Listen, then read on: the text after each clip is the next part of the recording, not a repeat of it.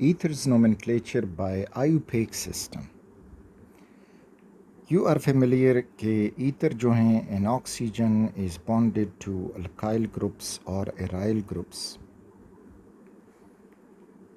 अब अगर ये alkyl group हैं तो आपने क्या करना है कि एक हिस्सा ईथर का लिखना होगा अल्कोक्सी, यानी ये सपोज करें ये हिस्सा जो है दिस वन, इसको लिखेंगे अल्कोक्सी और बाकी जो आर ग्रुप है उसको ट्रीट करोगे as alkane, so alkoxy alkane. For example, we are given CH3O CH3. अब इसका आयुपेक नेम लिखेंगे तो ये एक हिस्सा हुआ मिथॉक्सी और दूसरा हुआ मीथेन, तो इसका नाम हो जाएगा मिथॉक्सी मीथेन.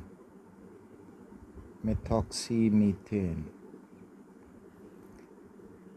इसी तरह से अगर हमें दिया जाए कि CH3 CH2O CH2 and CH3, अब जो एक हिस्सा होगा ये हो जाएगा ethoxy because ethyl is there और ये हो जाएगा ईथेन, तो इसका नाम होगा इथॉक्सी ईथेन.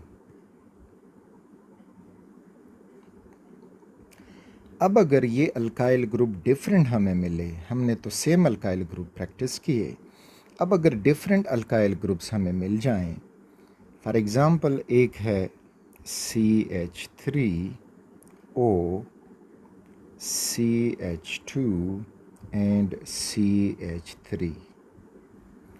अब इसमें आपने याद रखना होगा कि जो स्मॉलर आर अल्काइल ग्रुप होगा तो उसको लिखोगे एज अल्कोक्सी और जो आर ग्रुप लार्जर है यानी ज़्यादा कार्बन वाला होगा तो उसको लिखोगे अल्केन. तो इस एग्जाम्पल में अगर हम यहाँ पे देखें, this is 2 carbon alkyl group और ये 1 कार्बन अल्काइल ग्रुप है, तो 1 कार्बन वाला हो गया है मिथॉक्सी और इधर हो गया ईथेन, तो इसका नाम हो जाएगा मिथॉक्सी ईथेन.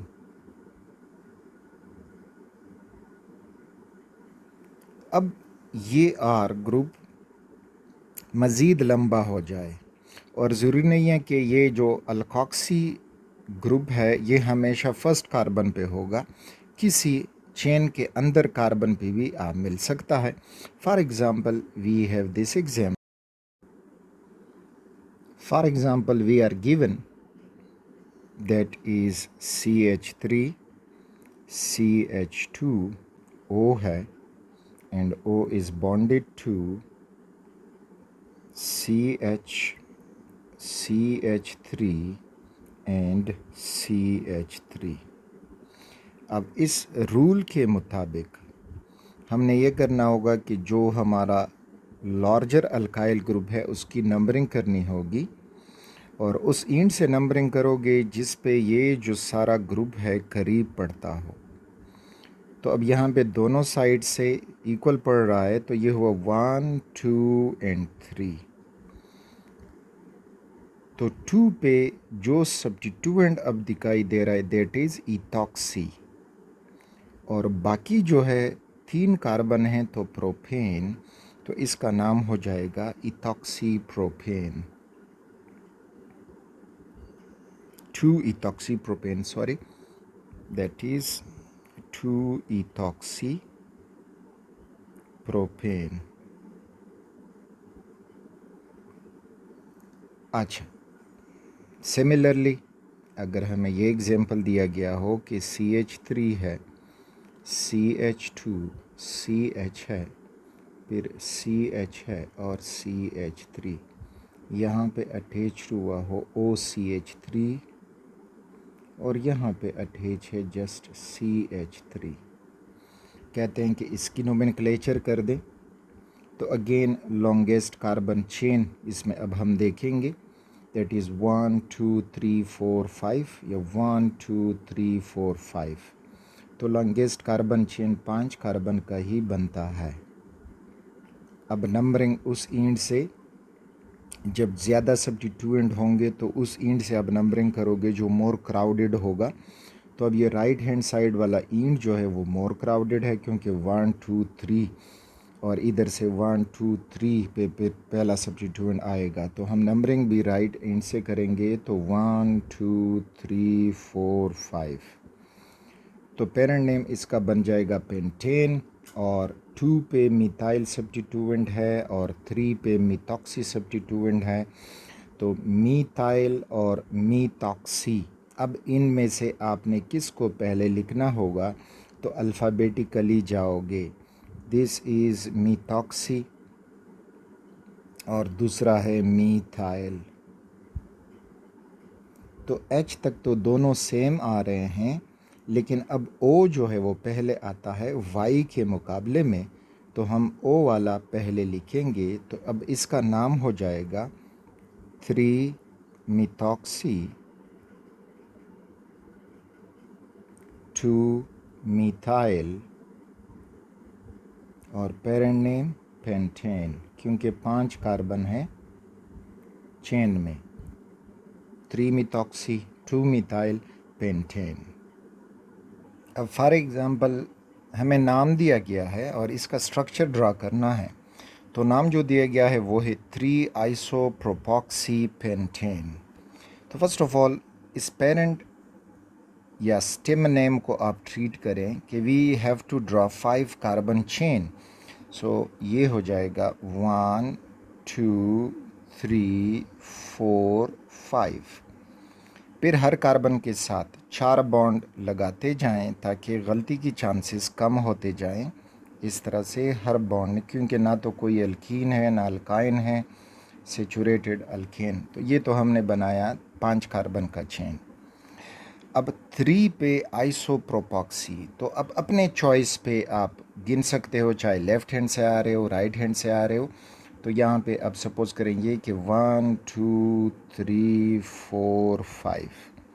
तो 3 पे है आइसोप्रोपॉक्सी, मीन्स कि 3 पे ऑक्सीजन कार्बन से बॉन्डेड होगा और फर्दर फिर ऑक्सीजन जिस अल्काइल ग्रुप से बॉन्डेड है तो वो है आइसोप्रोप।